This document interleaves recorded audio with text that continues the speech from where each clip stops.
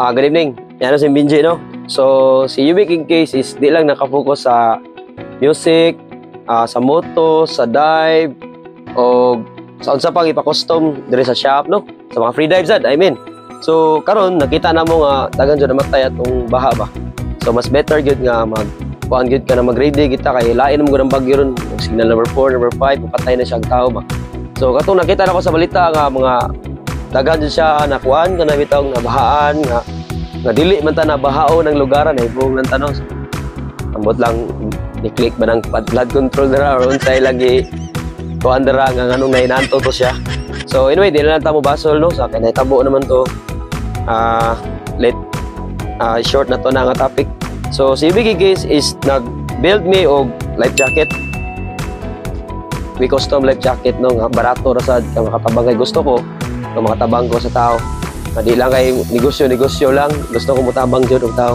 So na may floater para sa free. Actually gigamit ni sa free dive, sige mi koordinate na ni, pero nakita na ko sitwasyon nga pwede gi siya gamiton sa kana mga bata, mga tiguang nga isakay diri nga i-float lang nimo siya para safety, no, nasa ibang handle, di ba?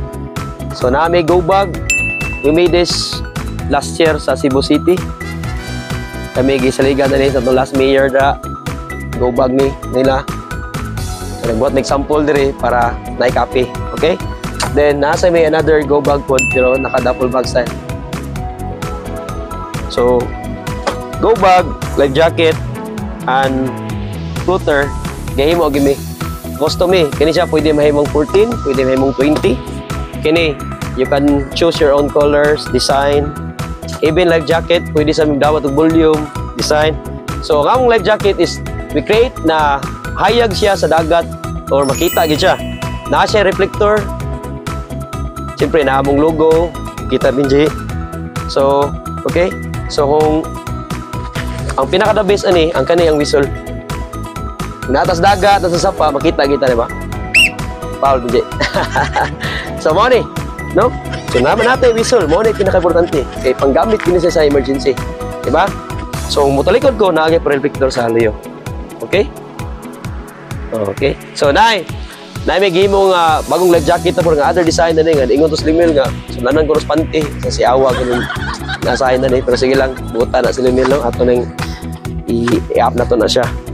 So, kani, muna ibutang diri sa imuhang diri, nilahan. Para ambak ni mo sa sapa o sa dagat, dili siya musaka ni. So, dara Benji. Testing na to. Oh, ito i-adjust. Wow. Ito, one good. Kana, di ba? So, gina-adjust na to ni siya. Mapit sa muna. So, actually, kani akong gisuot is medium ni, napatay large, nata XL. Even to XL, pwede mong custom ani. Okay? So, muamba ka, di lagi na siya musaka. So, nata reflector, nata pito. So, unsa pa gipaabot nyo, safe ra kayo. So, ready na por ba? So, na ako nakita nag-vlog nga, iyang life jacket, dibutang lang sa ilang balay 14 years. Pag-abot sa time nga, tabo na sa Benji, wa siya kibaw nga nagamit lagi niya. So, taga diri ang tubig, di mo siya kibaw, I don't know, kibaw to sa Malangoy si sir. Pero nagamit niya yung life jacket. Nalagang ba siya nga luwas? Okay?